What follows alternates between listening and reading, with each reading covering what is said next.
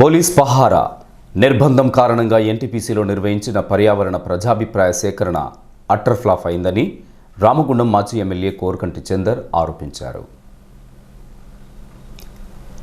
ఈ నేపథ్యంలో ప్రజల భాగస్వామ్యంతో ప్రజాభిప్రాయ సేకరణ కార్యక్రమాన్ని మళ్లీ సజావుగా నిర్వహించాలని డిమాండ్ చేశారు. బుధవారం ఉదయం గోదావరికని ప్రెస్ క్లబ్లో ఏర్పాటు చేసిన మీడియా సమావేశంలో చందర్ మాట్లాడుతూ ప్రజాభిప్రాయ సేకరణ కార్యక్రమం నేపథ్యంలో పోలీసులు అధికారులు అనుసరించినటువంటి వైఖరిని ఎండగట్టారు. ముందస్తు అరెస్టులు, నిర్బంధకాండను అమలుపరచడం మూలంగా ప్రభావిత గ్రామాల ప్రజలు, బాధితులు ఎవరూ కూడా కార్యక్రమానికి హాజరు కాలేకపోయారని పేర్కొన్నారు. ప్రజల భాగస్వామ్యం లేకుండా జరిగినటువంటి ప్రజాభిప్రాయ సేకరణ కార్యక్రమం పరిగణలోకి రాదని సూచించారు. భూ నిర్వాసితులకు ఉద్యోగాలు కల్పించడంలో, ప్రభావిత ప్రాంతాలకు మౌలిక వసతులు సమకూర్చడంలో ఎన్టీపీసీ యాజమాన్యం పూర్తిగా నిర్లక్ష్యంగా వ్యవహరిస్తూ వస్తుందని ఆరోపించారు.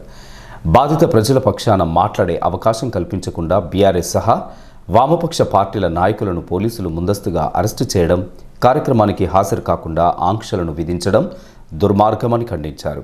ప్రజల అభిష్టానికి విరుద్ధంగా జరిగినటువంటి ప్రజాభిప్రాయ సేకరణను రద్దుపరిచి మళ్లీ సజావుగా నిర్వహించాలని డిమాండ్ చేశారు. లేని యెడల అఖిలపక్ష కమిటీ ఆధ్వర్యంలో భారీ ఉద్యమాలకు శ్రీకారం చుడతామని హెచ్చరించారు.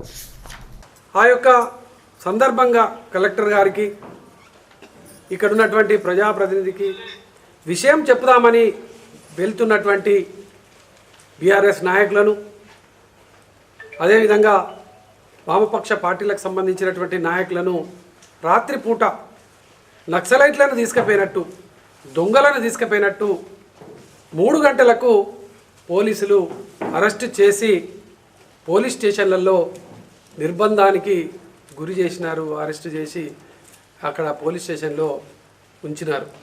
మరి ప్రజాభిప్రాయ సేకరణ అంటే ఇట్లా నిర్బంధాలు మధ్యన, పోలీసు పహారాల మధ్యన చేసేది ప్రజాభిప్రాయ సేకరణనా? మరి వీళ్ళందరూ ఆ ప్రజాభిప్రాయ సేకరణకు ఎవరు రాలేదు. ప్రజాభిప్రాయ సేకరణ అట్టర్ ఫ్లాప్ అయిపోయిందని కూడా ఇవాళ అన్ని పేపర్లు, ప్రజలు అందరూ కూడా అంటున్నటువంటి ఒక సందర్భం. అందుకే ఇలా బీఆర్ఎస్ పార్టీ ప్రజల పక్షాన, భూ నిర్వాసితుల పక్షాన, ఈ ప్రాంత సకల జనుల పక్షాన ఆ యొక్క ప్రజాభిప్రాయ సేకరణను మళ్ళీ నిర్వహించాలి. నిన్న చేసినటువంటి దాన్ని రద్దు చేయాలి. నిర్బంధాల మధ్యలో, పోలీస్ పహారాల మధ్యలో ఇప్పటికి ఏ ప్రజాభిప్రాయ సేకరణ జరగలే. మేము డిమాండ్ చేసినాం, ఈ యొక్క ఎన్టీపీసీ యాజమాన్యం ప్రాజెక్టులో పనిచేస్తున్నటువంటి కాంట్రాక్టు కార్మికులకు కానీ, భూ నిర్వాసితుల కుటుంబాలకు కానీ మీరు ఏం చేస్తలేరు. కనీసం ఆ కుటుంబాలకు సంబంధించినటువంటి పిల్లలకు విద్యను అందించడంలో కూడా నిర్లక్ష్యం చేస్తూ ఉన్నారు. ఒక కార్పొరేట్ స్కూల్ను కేజీ టు పీజీ చదివేంత వరకు ఉచిత విద్యను భూ నిర్వాసిత గ్రామాల పిల్లలకు, కాంట్రాక్ట్ కార్మికుల పిల్లలకు ఏర్పాటు చేయాలని డిమాండ్ చేసినాం. ఈ డిమాండ్ చేసే తప్ప కాంట్రాక్ట్ కార్మికులకు, భూ నిర్వాసితుల కుటుంబాలకు ఒక మంచి వైద్యాన్ని అందించేటువంటి విధంగా కార్పొరేట్ ఒక హాస్పిటల్ను ఏర్పాటు చేయాలని కోరినాం. అది తప్ప. అదేవిధంగా ఈ ప్రాంతంలో అప్పుడు యాష్పాండు, కుందరపల్లి, మల్యాలపల్లి, బద్రిపల్లి, అక్బర్ నగర్ అక్కడ ఉన్నటువంటి భూమిని సేకరణ చేసి అక్కడ యాష్పాండుని చేర్చారు. నేను ఎమ్మెల్యేగా ఉన్నటువంటి సమయంలో అక్కడి ప్రజలందరూ కూడా మొత్తుకున్నారు.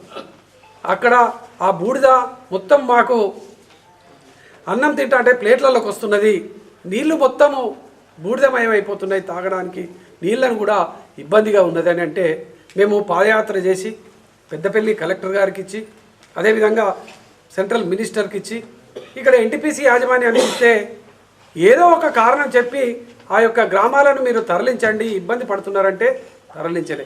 ఇప్పుడు మళ్ళీ చేస్తూ ఉన్నారు. మరి ఇప్పటికే ఆ పరిస్థితి ఉన్నది.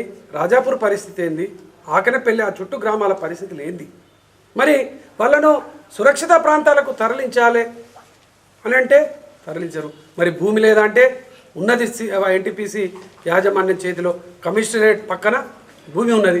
మరి ఆ భూమిలోనన్నా వీళ్ళు ఆ యొక్క గ్రామాలను తరలించాలి కదా. వాళ్ళు ఇచ్చినటువంటి భూమి, వాళ్ళు చేసినటువంటి త్యాగంతోనే కదా ఇలా ప్లాంటు ఒక భారతదేశంలోనే గొప్ప ప్లాంట్ అయిపోయింది.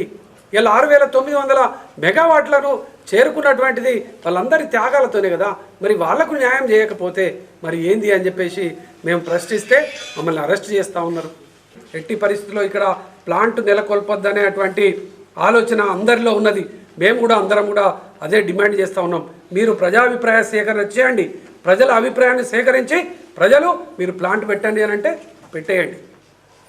మరి ప్రజలకు ఏం న్యాయం చేస్తారు కూడా చెప్పండి. ప్రజాప్రతినిధిగా ఒక మాజీ ఎమ్మెల్యేగా నీకు ప్రజాభిప్రాయ సేకరణకు వస్తే పోలీసులు ఎత్తుకొని పోతారా? ఇది ఎక్కడ న్యాయము? అంటే ఒక అధికార పార్టీలో ఉన్నటువంటి వాళ్ళే మాట్లాడాలనా?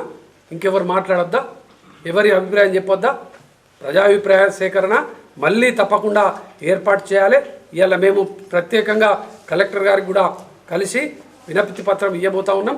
తప్పకుండా దీని మీద ఈ ప్రాంతంలో ఉన్నటువంటి అన్ని పార్టీలను కలుపుకొని ఖచ్చితంగా అఖిలపక్ష కమిటీ వేస్తాం. తప్పకుండా దీని మీద పెద్ద ఎత్తున పోరాటం చేస్తాం. ఈ రోజుతోని ఇది అయిపోయిందని చెప్పేసి ఎన్టీపీసీ యాజమాన్యం సంఖ్యలు గుద్దుకుంటే నడవది. ఎట్టి పరిస్థితుల్లో దీన్ని తప్పకుండా మేము ఎట్టి పరిస్థితుల్లో ప్రజలకు న్యాయం జరిగేటువంటి విధంగా ఈ యొక్క భూ నిర్వాసుల గ్రామాలకు న్యాయం జరిగేటువంటి విధంగా బీఆర్ఎస్ పార్టీ వారికి అండగా ఉంటుందని ఈ సందర్భంగా తెలియజేస్తా ఉన్నాం.